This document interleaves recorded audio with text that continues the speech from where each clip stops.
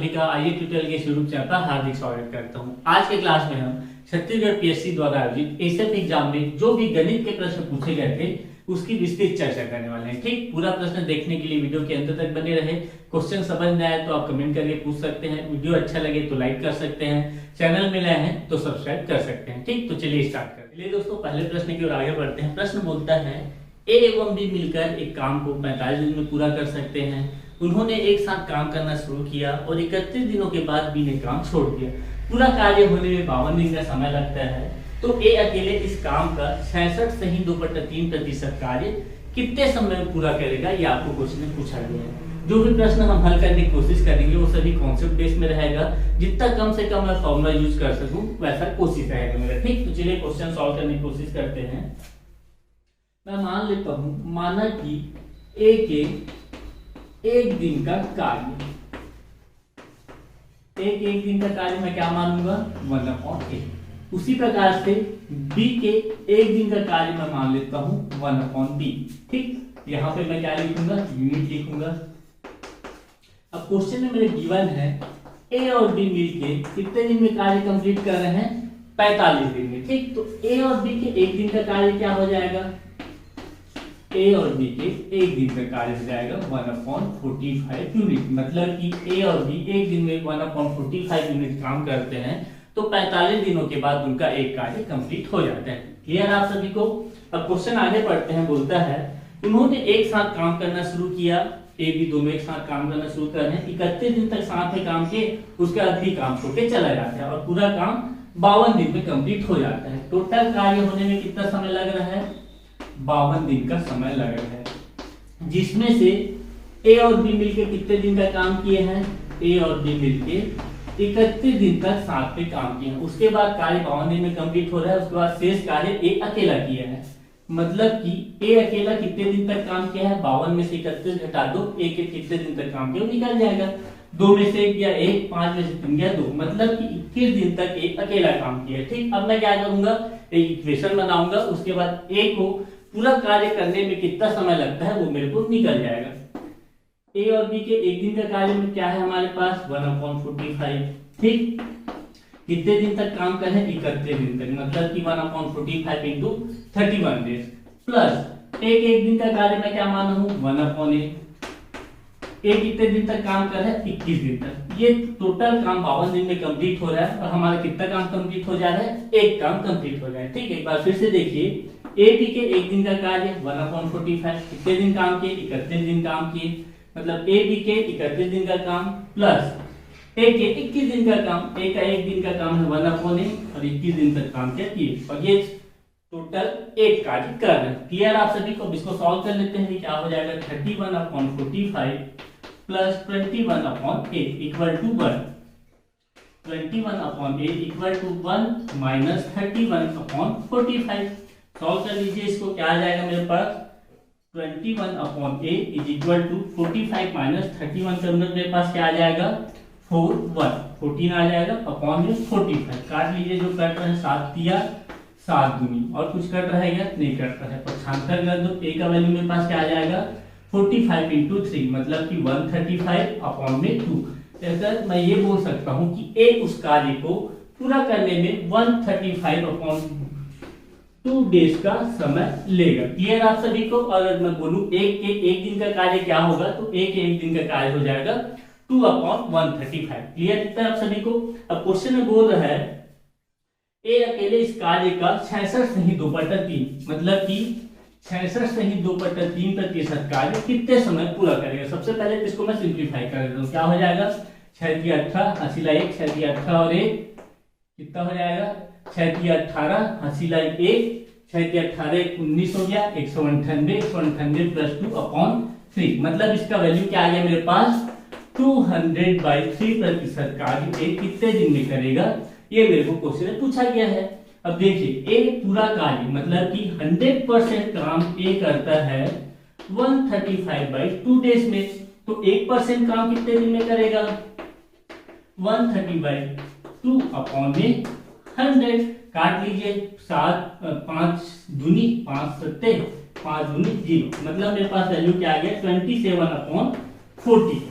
1% काम वो 27/40 डेज में करता है। तो मेरे क्वेश्चन में पूछा गया है 66 बाय कहीं 2/3% काम कितने दिन में करेंगे। इसको सिंप्लीफाई करो, मेरे पास 200/3 आया है, तो 200/3% काम वो कितने दिन में करेगा। 27/40 इंटू 200/3, 40 एकम 40 पंचे 3 एकम 3 नियम 9 पंचे क्या हो जाता है 45। अतः ए जो है 66.2/3% कार्य 45 दिन में कंप्लीट करेगा। कौन सा ऑप्शन दिख रहा है आपको, ऑप्शन बी में आपको 45 दिख रहा है। ठीक, क्लियर आप सभी को।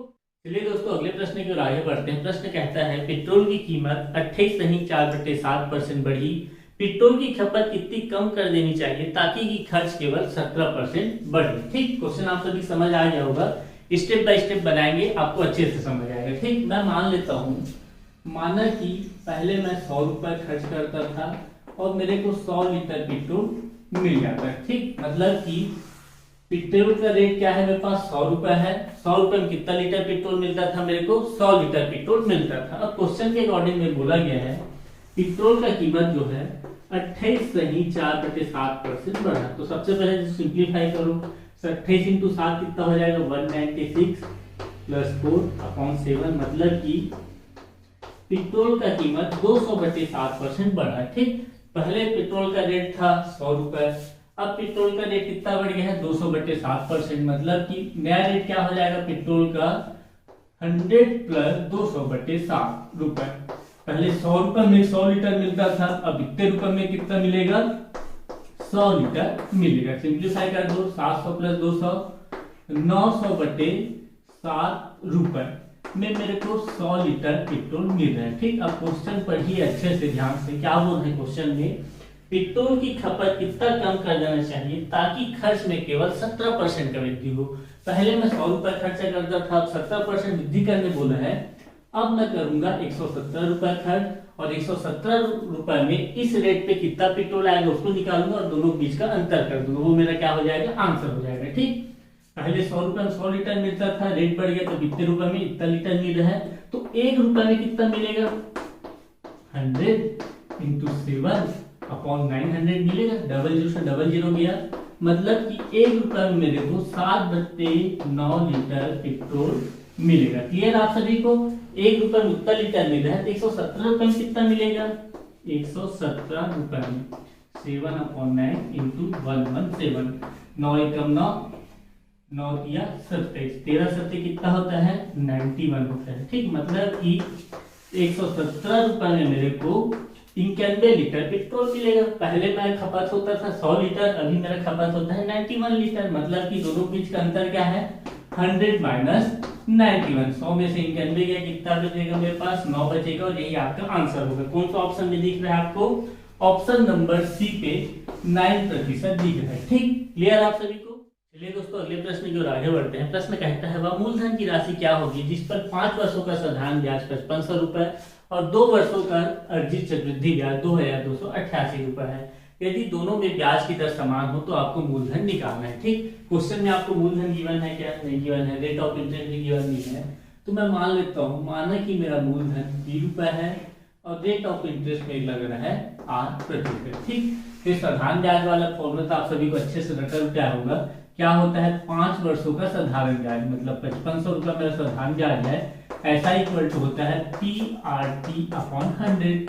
ऐसा ही जगह मैं 5500 रुपया रख दिया, P की जगह मैं P रखूंगा, R की जगह मैं R रखूंगा और T कितना रख दूंगा मैं 5 वर्षों का है 5 रख दिया अपॉन में 100। यहाँ से मैं PR/100 का वैल्यू निकाल लेता हूँ, क्या हो जाएगा 1100 रुपए। ठीक, 5500 से मैं 5 को भाग दूंगा तो PR/100 का वैल्यू मेरे को 1100 रुपए आ गया। ठीक, ये मेरा क्या हो गया इक्वेशन 1 हो गया। अब मेरे को याद करना है चक्रवृद्धि ब्याज कितने दिन का 2 वर्ष का। ठीक, तो देखिए पहले वर्ष का मैं चक्रवृद्धि ब्याज निकाल रहा हूँ, मूलधन मेरा P है, रेट ऑफ इंटरेस्ट 8% है, मतलब कितना ब्याज मिलेगा मेरे को P मूलधन पर 8% ब्याज मिल गया। ये मेरा क्या हो गया प्रथम वर्ष का चक्रवृद्धि ब्याज। अब मैं क्या करूंगा दूसरे वर्ष का चक्रवृद्धि ब्याज निकालूंगा। दूसरे वर्ष का जब चक्रवृद्धि ब्याज निकालूंगा तो मेरे को मूलधन पर तो ब्याज मिलेगा ही मिलेगा। मेरा मूलधन क्या है P है, रेट ऑफ इंटरेस्ट R है, मतलब कि P इंटू आर अपॉन 100, मूलधन पर तो ब्याज मिलेगा ही मिलेगा, प्लस इसके साथ मेरे को जो पहले वर्ष ब्याज मिला हुआ है पी आर अपॉन 100, इस पर भी मेरे को R% ब्याज मिलेगा। ठीक, कितना परसेंट ब्याज मिलेगा? R%। पहले मेरा कितना था ब्याज? पी आर अपॉन 100 था, और इसमें भी मेरे को R% ब्याज के रूप में मिल गया। मतलब कि ये मेरा दूसरे वर्ष का चक्रवृद्धि ब्याज हो गया। P R upon 100 plus P R square upon 100 into 100, ये मेरा दूसरे वर्ष का चक्रवृद्धि ब्याज है। अब मैं क्या करना है? टोटल चक्रवृद्धि ब्याज निकालना है।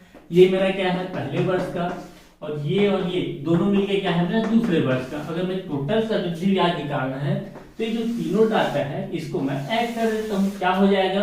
P R upon 100 plus P R upon 100, मेरे पास क्या आ गया? Total C I 2 P R upon 100 plus P R square P R upon 100 into R upon 100, और इसका वैल्यू मेरे गिवन है कितना? 2288 रुपए। क्लियर आप सभी को? 2 P R upon 100 plus P R into 100 into R upon 100, इसका वैल्यू मेरे क्या गिवन है क्वेश्चन में? 2288 रुपए। अब देखिए, साधारण ब्याज वाला जो फॉर्मूला पुट किया हूं उससे मैं पी आर अपॉन 100 का वैल्यू 1100 मिल चुका है। Put the value, get the answer. P R upon 100 की जगह 1100 रख दिया, यहाँ भी पी आर अपॉन 100 की जगह 1100 रख दिया, into R upon 100 equal to 2288। Clear? यहाँ से कुछ कॉमन निकल रहा है, 1100 कॉमन निकल रहा है, निकाल लेते हैं। 2 plus R upon 100 equal to 2288। ठीक, काट लीजिए, 11 एकम 11 दूनी 0, 11 कट्ठे, क्या बचा मेरे पास? 2 प्लस आर अपॉन, इसको सिंप्लीफाई कर देता हूँ, 200 plus R upon 100 equal to 11 से मैं काट दिया हूँ, नीचे क्या बचेगा? 208 बटे 100। क्लियर आप सभी को? ये 100 से ये 100 कैंसिल हो। अब कहाँ पे लिखा जाए? यहाँ पे लिखोगे, क्या हो जाएगा? 100 से 100 कैंसिल हो, मेरे पास क्या बचा? 200 प्लस 8 इक्वल टू 208। मतलब कि R का वैल्यू मेरे क्या मिल गया यहाँ से? 208 माइनस 200, क्या हो जाएगा? R% equal to 8%। अब मैं क्वेश्चन में क्या पूछा गया है? मूलधन की राशि पूछी गई है, तो R का वैल्यू मैं पी आर अपॉन 100 की जगह पुट कर देता हूँ, मुझे मूलधन मिल जाएगा। ठीक, क्या हो जाएगा मेरे पास? P इंटू आर का वैल्यू 8 अपॉन 100 इक्वल टू 1100। काट लीजिए, जो कट रहा है 4 दूनी 4 25, 2 पंचे 10, 2 पंचे 10, 0 का 0, मतलब P का वैल्यू मेरे पास क्या आ जाएगा? 550 इंटू 25, 25 पंचे 125, हासिल आई 12, 25 पंचे 125, 125 और 12 137 और 0 का 0, मतलब कि मेरे पास मूलधन कितना आएगा? 13,750। कौन से ऑप्शन में मेरे का आंसर दिख रहा है? 13,750 मेरे को ऑप्शन डी में दिख रहा है। ऑप्शन डी आपका सही हो जाएगा। क्लियर आप सभी को? चलिए दोस्तों, अगले प्रश्न की ओर आगे बढ़ते हैं। प्रश्न कहता है, ऋषभ और रोहित ने समान राशि का निवेश करके एक व्यवसाय शुरू किया, है ना? ऋषभ और रोहित समान राशि लगाते हैं और कोई व्यवसाय स्टार्ट करते हैं। क्वेश्चन में आगे बोलता है, 4 महीने बाद समीर 3.5 लाख रुपए का निवेश करके उनसे जुड़ जाता है। ये दोनों 4 महीना काम करते हैं, उसके बाद इनके साथ कौन जुड़ जाता है? ऋषभ और रोहित के साथ समीर नाम का प्राणी भी जुड़ जाता है। कितना रुपए देके? 3.5 लाख रुपए देके।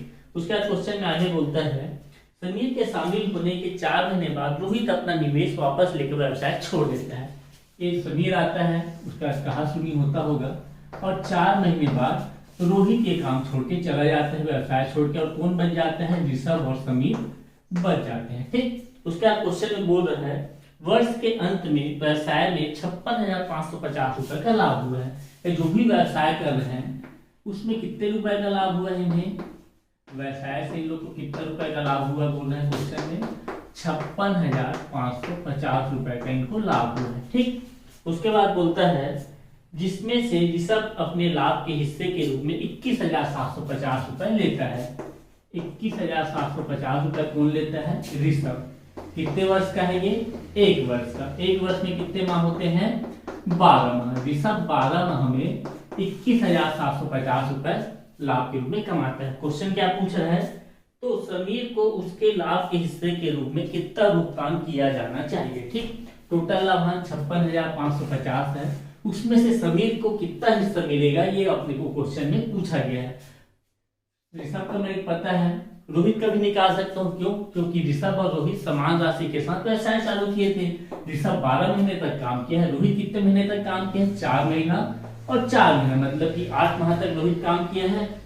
12 महीने का लाभांश मुझे पता है, 8 माह निकालूंगा तो रोहित का लाभांश मिल जाएगा मेरे को। 12 माह 21,750 है, तो एक माह का कितना हो जाएगा? 21,750 बटे 12। तो मेरे कितने माह का निकालना है? 8 महीने का। 8 माह का कितना हो जाएगा? इंटू 1, 4 दूनी 4 किया, 3 से काट दिया, 3 सत्ते, 3 दूनी 3 पंचे 0, मल्टीप्लाई कर दो, 0 5 दूनी 10, 5 से 1 2 दूनी 4 2 1 5 7 दूनी 14, 14,500 रुपए वो 8 महीने में कमाएगा। मतलब कि ये किसका लाभांश है? ये लाभांश है रोहित का। अब मेरे को टोटल कितना लाभ हो रहा है? 56,550 रुपए लाभ हो रहा है, जिसमें से 21,750 रुपए किसका है? ऋषभ का लाभांश है, इसको घटा दूंगा। और रोहित का लाभांश कितना है? 14,500 रुपए है ना, 14,500 ही है ना, 14,500 रुपए ऋषभ किसका? रोहित का लाभांश है। अगर मैं 56,550 इसको घटा दूंगा तो एक आंसर मिल जाएगा। ठीक, घटा देते हैं, पहले इसको जोड़ लेता हूँ ना, 0 5 7 5 5 2 हासिल 1 5 4 6 3, 36,250 ऋषभ और रोहित मिलके कमाए। अब इसमें से घटा देता हूँ, 0 से 0, 5 से 5 गया 0, 5 में से 2 गया 3, 6 में से 6 गया 0, 5 में से 3 गया 2, 20,300 रुपए समीर का लाभांश हो जाएगा। ठीक, क्लियर होगा आप सभी को? आसान क्वेश्चन था ये दोस्तों। अगले प्रश्न की ओर आगे बढ़ते हैं। प्रश्न कहता है 1900 सैनिक के लिए 90 दिन का पर्याप्त भोजन है और प्रत्येक सैनिक प्रतिदिन 700 ग्राम भोजन करता है। 56 दिन के बाद 500 सैनिक ने शिविर छोड़ दिया। अब यदि प्रत्येक सैनिक प्रतिदिन 850 ग्राम भोजन करे तो शेष भोजन बाकी सैनिकों के लिए कितने दिनों तक चलेगा? आपको ये क्वेश्चन में पूछा गया है। ठीक, तो इससे मैं ये निकाल सकता हूँ सबसे पहले तो कुल मेरे पास भोजन कितना है।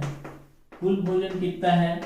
1900 सैनिक। ठीक, एक सैनिक खाता है 700 ग्राम और ये कितने दिन तक चलता है? 90 दिन तक। मतलब मेरे पास 1900 गुना 700 गुना 90 ग्राम भोजन है। ठीक, उसका क्वेश्चन में बोला है कि 56 दिन के बाद 500 सैनिक चलेगा। मतलब 56 दिन में कितना भोजन समाप्त हुआ है? 56 दिन में भोजन कितना यूज हो चुका है?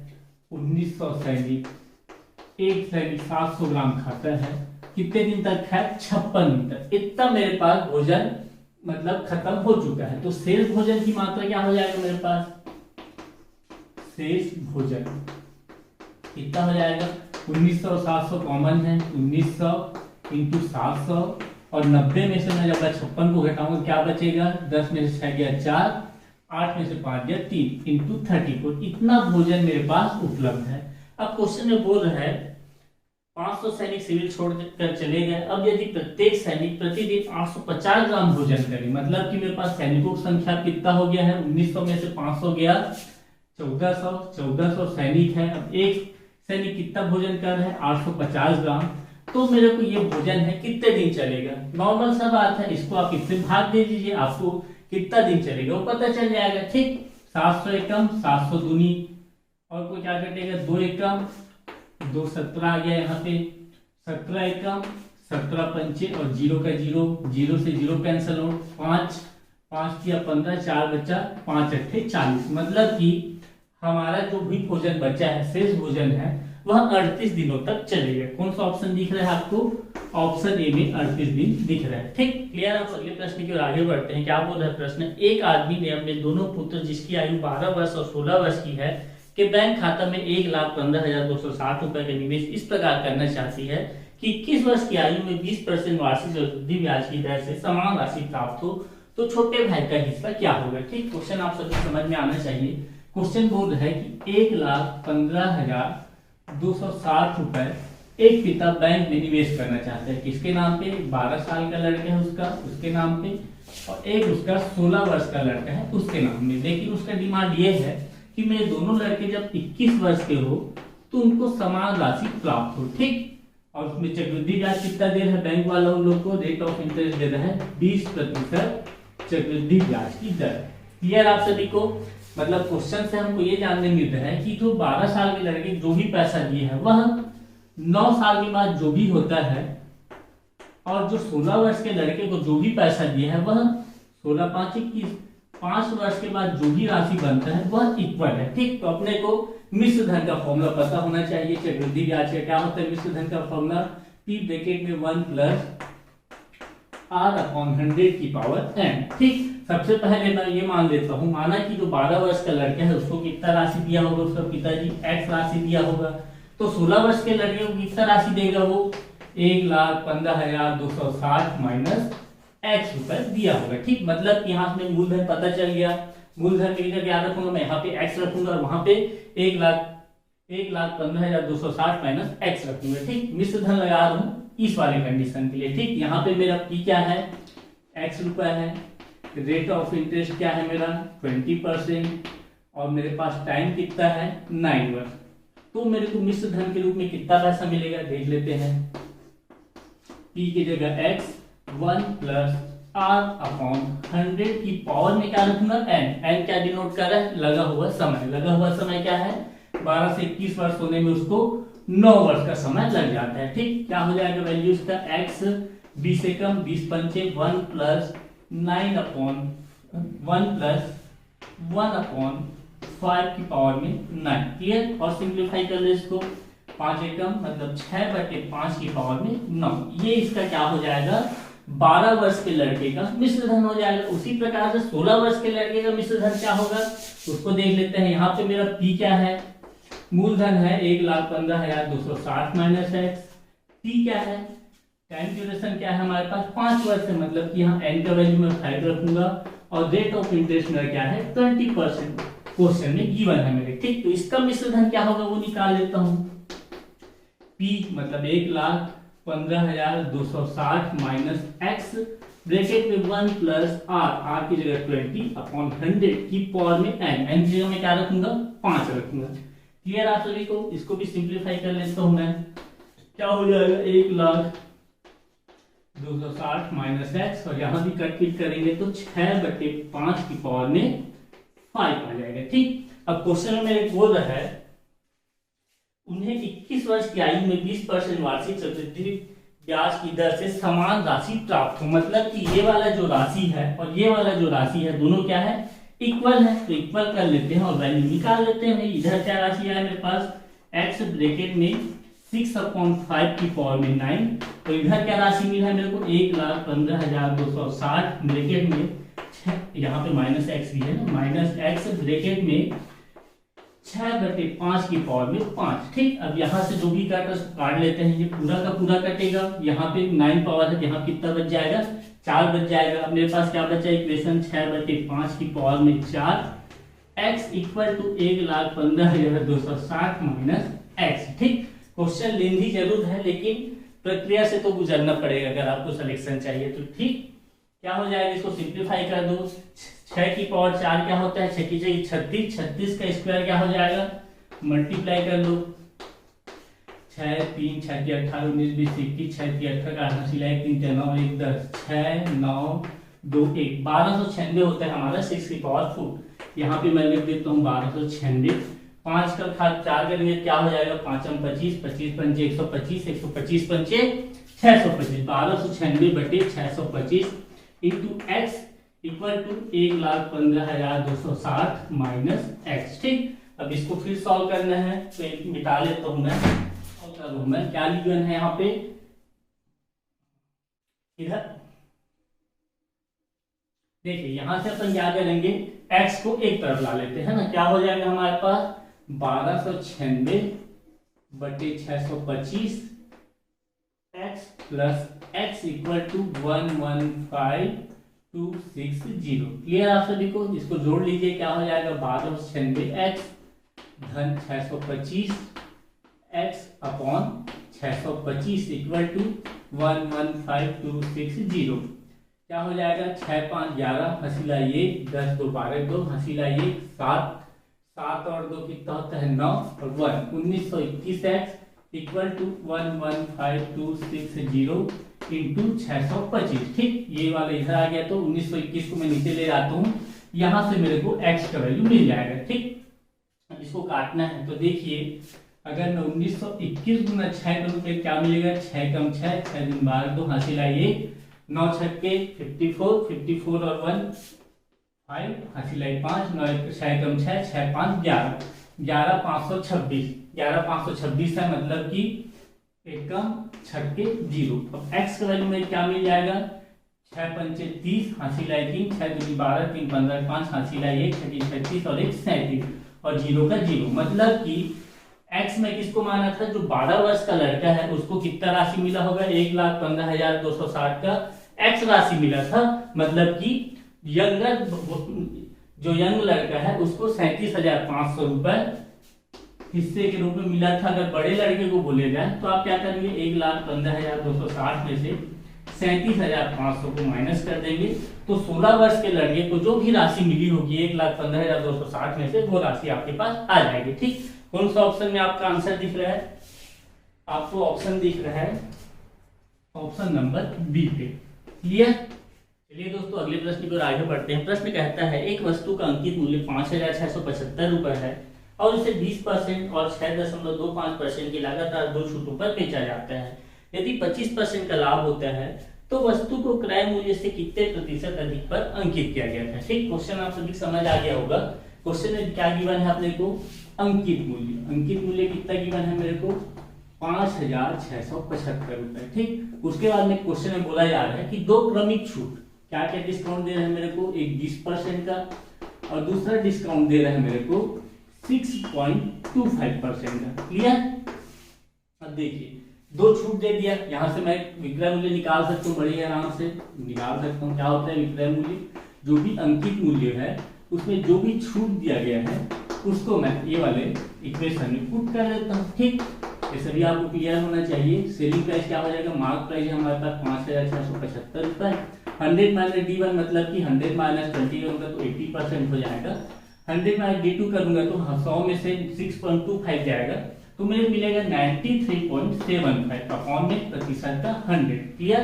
अब इसको सिंप्लीफाई कर लीजिए, 20 चौक 20 पंचे 4 एकम 4 पचीसम 25 एकम 25 दिया 75, कितना शेष बचा मेरे पास 18, 25 सत्ते 175, कितना शेष बचा मेरे पास 12, 25 पंचे 125, 3.75। ठीक, उसी प्रकार से 5 को भी काट लेते हैं, 5 एकम 5 एकम 5 दिया 5 पंचे, क्या है मेरे पास सेलिंग प्राइस 1135 इंटू 3.75। पॉइंट को भी हटा देता हूँ तो और अच्छे सिंप्लीफाई हो जाएगा।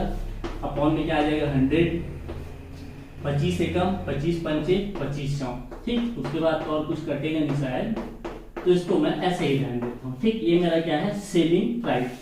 अब क्वेश्चन में क्या गिवन है मेरे को, 25% का लाभ होता है। मेरे को अंकित मूल्य पता है, मेरे सेलिंग प्राइस पता है, क्रय मूल्य मेरे को पता नहीं है और मेरे को लाभ प्रतिशत भी बताया गया है। तो मेरे पास ये पता है कि लाभ प्रतिशत इक्वल टू क्या होता है, लाभ प्रतिशत होता है विक्रय मूल्य माइनस क्रय मूल्य अपॉन क्रय मूल्य इंटू 100। क्लियर। लाभ प्रतिशत मेरे क्या गिवन है 25, एसपी में क्या निकाला हूँ, विक्रय मूल्य निकाला हूँ 1135 into 15 upon 4 minus CP upon में सीपी। ठीक, इंटू 100। इसको ब्रैकेट में रख देता हूँ। अब देखो 25 से मैं 100 काट सकता हूँ, 25 एकम 25 चौक, और कुछ कटेगा क्या, कुछ नहीं कटेगा। इसको मैं ऐसे लिख लेता हूँ 1135 इंटू 15 बटे एलसीएम ले लेता हूँ, ये क्या हो जाएगा नीचे 4 और माइनस 4 सीपी, और जो सीपी है मल्टीप्लाई होकर नीचे सीपी आ जाएगा इंटू 4। 4 से 4 कैंसिल हो, 3 गुना करो, आपका क्रय मूल्य आपके सामने होगा 1135 into 15 minus 4 CP. Minus 4 CP इधर आएगा तो ये क्या हो जाएगा प्लस 5 सीपी। ठीक, 5 से काट दीजिए आप लोग, 5 एकम 5 दिया 1135 को 3 से मल्टीप्लाई कर दो, 5 दिया 15 5 हासिल आई 1, 3 दिया 9 9 और 1 10 हासिल आई 1, 3 एकम 3 3 और 1 4 3 एकम 3। आपके पास क्रय मूल्य क्या आ गया है 3,405 रुपए। ठीक, ये आपका क्रय मूल्य है, ये आपका विक्रय मूल्य है, ये आपका अंकित मूल्य है। क्लियर। अब आगे क्वेश्चन में क्या बोलता है पढ़िए, 25% का लाभ होता है तो वस्तु को क्रय मूल्य से कितने प्रतिशत अधिक पर अंकित किया गया था। ठीक, हमारा क्रय मूल्य है 3,405 रुपए होगी, अंकित मूल्य है 5,675 रुपए। क्वेश्चन में ये पूछना चाह रहा है कि जो अंकित मूल्य है वह क्रय मूल्य से कितना अधिक अंकित किया गया था, कितना परसेंट अधिक अंकित किया गया था। कैसे निकालेंगे? ये हमारा अंकित मूल्य है 5,675, क्रय मूल्य क्या है 3,405 रुपए है। दोनों का अंतर किससे अधिक, मतलब बोला गया है ना क्वेश्चन में क्रय मूल्य से कितने प्रतिशत अधिक, मतलब कि नीचे क्या आएगा, क्रय मूल्य आएगा इंटू 100। जो भी आंसर आएगा, जो इसको सॉल्व करेंगे तो हमारा आंसर होगा। ठीक है, सॉल्व कर लेते हैं। क्या हो जाएगा, 5 में से 5 गया 0, 7 में से 0 गया 0, 6 में से 4 गया 2, 5 में से 3 गया 2, 22 70, नीचे में 3,405। इसको सिंप्लीफाई करने के लिए मैं 25 से जाएगा क्या 9, 90, 15 नहीं जाएगा, 5 से काट लेता हूँ। 5 एकम 5 छक्के 30, 5 छक्के 30, 5 अट्ठे 40, 5 एकम 5, इधर 5 दूनी 0 का 0। ठीक, इधर क्या हो जाएगा मेरे पास 2270 इंटू 20, नीचे में 681। अब 681 को मेरे काटना है, इससे मल्टीप्लाई कर देता हूँ। 7 दूनी 14, हासिल 1, 2 दूनी 4 और 1 5, 2 दूनी 4, 00 अपॉन 681। ठीक, अब इसको काटिए, कैसे काटेंगे, 681 into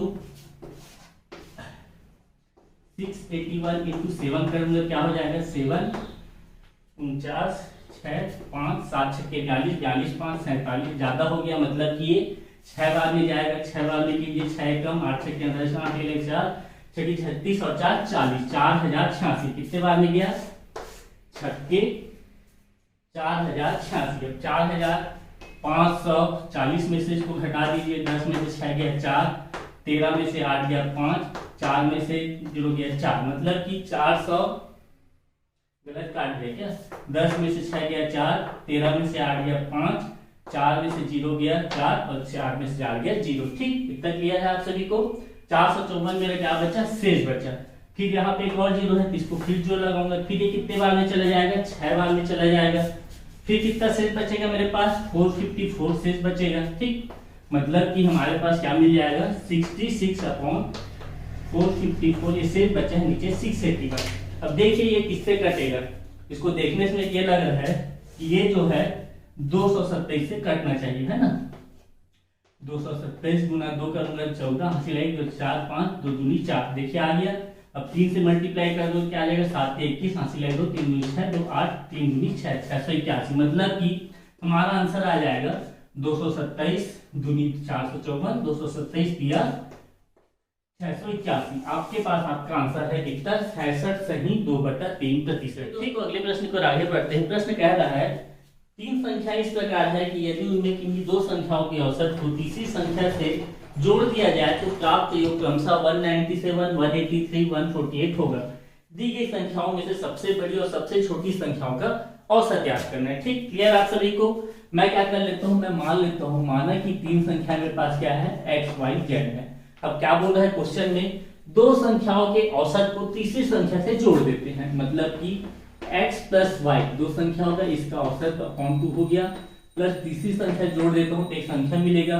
same as y plus z दो संख्या है, इसको मैं इसका औसत और तीसरी संख्या क्या हो जाएगा, यहाँ पे x करूंगा तो कुछ योग मिलेगा, वो गिवन है मेरे को। उसी प्रकार से z plus x upon 2, z और x का औसत में मैं जब y को जोड़ दूंगा तो मेरे को एक संख्या मिलेगा। ठीक, क्या क्या संख्या मैं बता देता हूँ।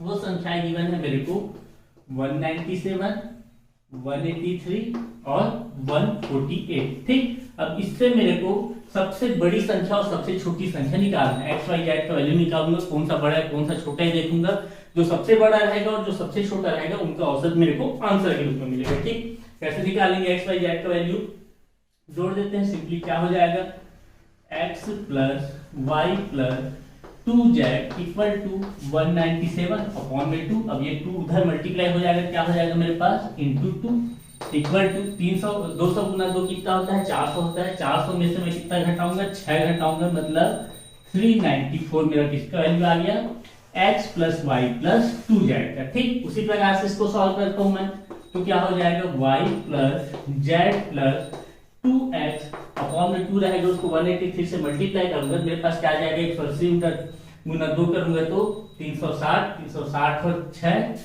366। ठीक, ये इक्वेशन हो गया।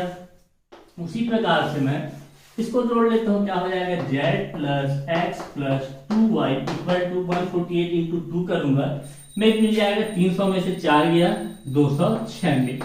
ठीक, अब ये तीनों इक्वेशन को मैं जोड़ दूंगा तो मेरे क्या प्राप्त हो जाएगा, देखिए एक बार, x 2x 3x मतलब 4x y 2y 4y plus 4y, उसी प्रकार से 2z 3z 4z plus 4z equal to, तीनों को जोड़ लीजिए, 6 6 12 12 4 16 6 हासिला 1 9 1 10 10 1 6 16 16 और 9 कितना होता है 25 का 5 हासिला 2 3 2 5 5 3 8 8 2 10 1056। यहां से मैं 4 कॉमन ले सकता हूं, clear, equal to 1056। x plus Y plus Z equal to क्या हो जाएगा, 4 दूनी 8 4 छक्के 24 और 4 चौक 64। ये मेरा x plus Y plus Z का वैल्यू आ गया। ठीक, अब दिमाग लगाइए, x plus Y plus Z मेरे पता है और ये सब इक्वेशन पता है, तो मैं x का वैल्यू कैसे निकालूंगा, y का वैल्यू कैसे निकालूंगा और z का वैल्यू कैसे निकालूंगा। सिंपली x y z को पहले मैं इसमें घटा देता हूं, तो यहां से मेरा x plus Y plus 2z है, x plus Y plus Z घटेगा, मेरे पास क्या सेल बचेगा, एक जेड बचेगा, एक लिख देता हूँ, बाकी मैं ओरली कर लूंगा। ठीक, x plus Y plus 2z equal to में क्या मिला है 394, किससे घटाना है मेरे को, x plus Y plus Z equal to क्या है मेरे पास 264। घटा दीजिए, क्या हो जाएगा, x से x कैंसिल, y से y कैंसिल, 2z में से एक जेड गया, एक जेड बचेगा, मेरे क्या मिल जाएगा, 4 में से 4 गया 0, 9 में से 6 गया 3, 3 में से 2 गया 1, जेड का वैल्यू मेरे क्या मिल गया 130 मिल गया। उसी प्रकार से एक्स वाई जेड इक्वल 264 को मैं यहाँ घटाऊंगा, मेरे किसका वैल्यू मिल जाएगा, एक्स का वैल्यू मिल जाएगा। अब मैं 366 में से 264 को घटाऊंगा, 366 में से 264 को घटाऊंगा, है ना, 6 में से 4 गया 2, 6 में से 6 गया 0, 3 में से 2 गया 1, एक्स का वैल्यू में क्या मिल गया 102। उसी प्रकार से मैं तीसरे इक्वेशन से x plus Y plus Z को घटाऊंगा, मेरे किसका वैल्यू मिलेगा, y का वैल्यू मिलेगा। 296 में 264 को घटाऊंगा, 6 में से 4 गया 2, 9 में से 6 गया 3 और 2 में से 2 गया 0, क्या मिल गया मेरे y का वैल्यू 32। अब क्वेश्चन में मेरे बोला जा रहा है दी गई संख्याओं में सबसे बड़ी और सबसे छोटी संख्याओं का औसत देखना है। ठीक, सबसे बड़ा संख्या क्या है 102, 32 और 130 में सबसे बड़ी संख्या मेरे पास है 130, उससे छोटी संख्या 102, उससे छोटी संख्या 32।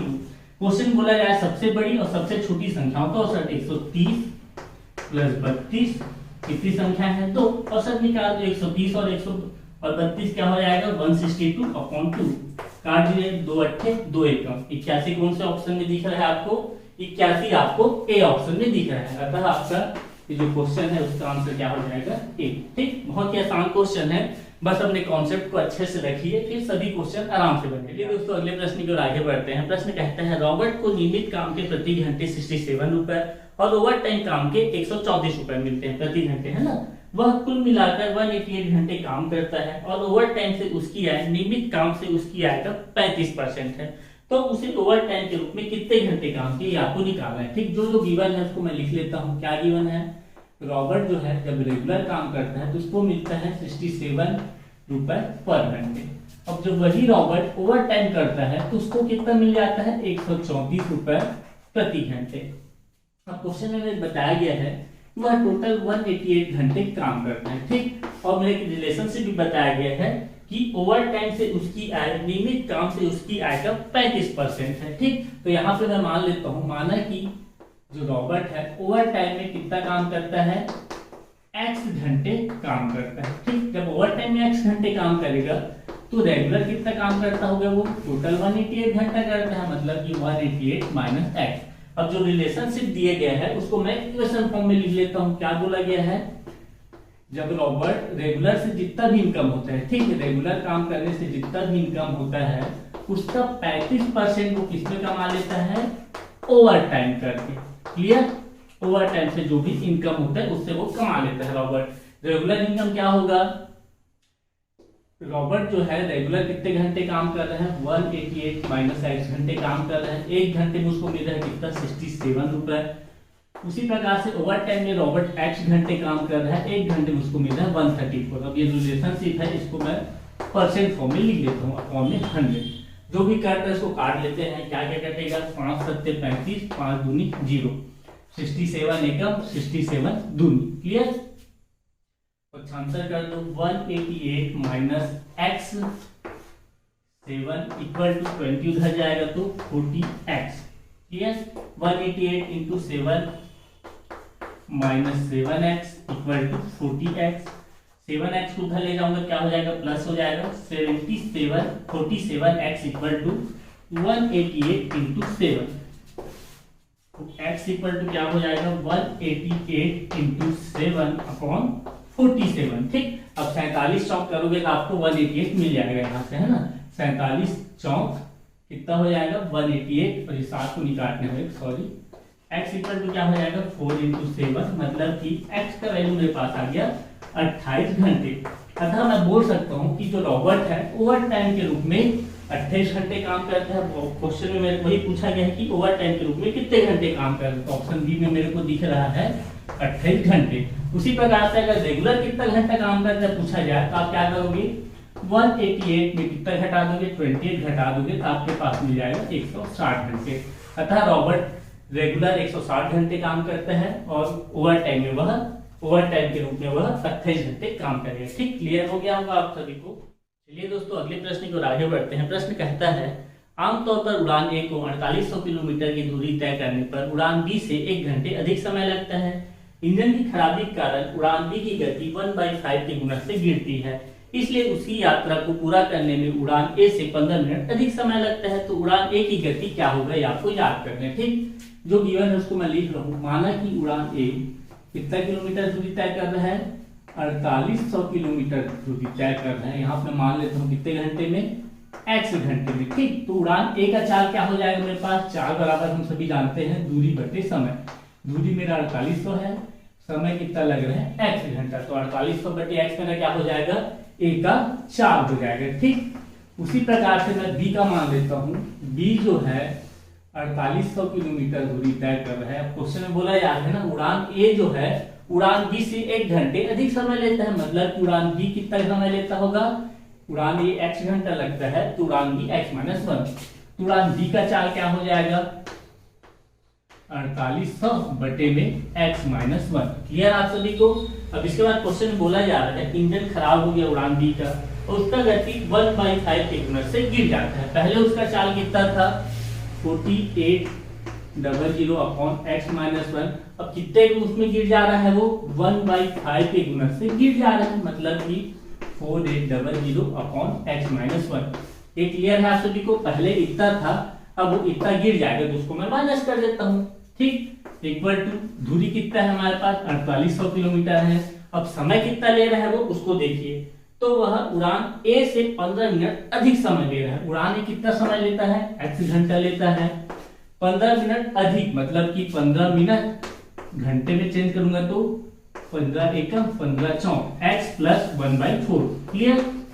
अब इस इक्वेशन को मैं सॉल्व करूंगा और मेरा आंसर आ जाएगा। ठीक, यहाँ से मैं क्या कॉमन ले लेता हूँ 4800 बटे x-1, अंदर क्या बचेगा 1 minus 1/5 equal to 4800 upon 4x plus 1, और यहाँ पे इसको मल्टीप्लाई करूंगा क्या हो जाएगा इंटू 4। ठीक, नीचे का 4 ऊपर जाएगा तो 4 हो जाएगा।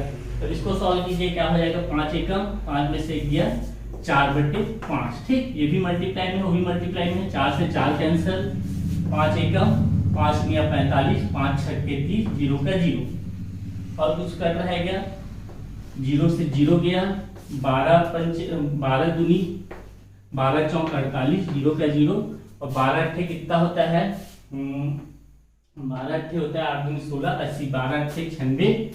क्लियर, 8 एकम 8, 8 पंचे 40 और कुछ कर रहेगा, सब कुछ कर दिया लगेगा मेरे को।